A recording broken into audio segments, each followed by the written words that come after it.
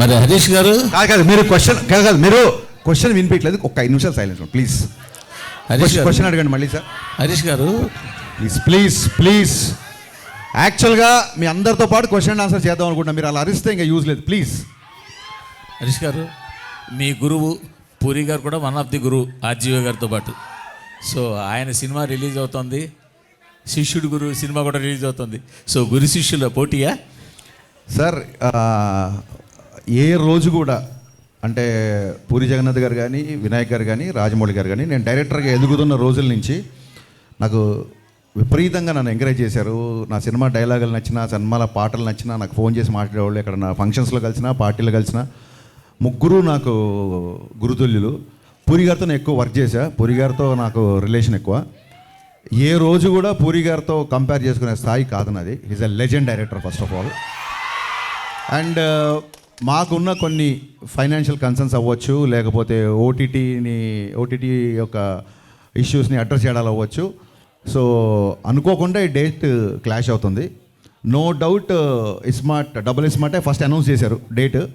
మాకు అసలు వచ్చే ఉద్దేశమే లేదు. మమ్మల్ని ఫస్ట్ నుంచి చెవిలో జోరీగలాగా ఆగస్టు 15th రండి అని చెప్పింది మైత్రి డిస్ట్రిబ్యూటర్స్ అధినేత శశి. ఈ విషయం ప్రెస్కి తెలియాలి. అది చాలా మంచి డేటు, అప్పుడు వస్తే బాగుంటుంది, మీరు రండి అన్నారు. మాకు నిజంగా వీఆర్ నాట్ ప్రిపేర్డ్ యాక్చువల్లీ.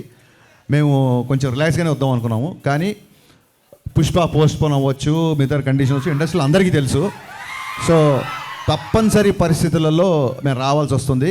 నేను పూరి గారితో చాలా సంవత్సరాల నుంచి నాకు రిలేషన్ ఉంది, సాన్నిహిత్యం ఉంది.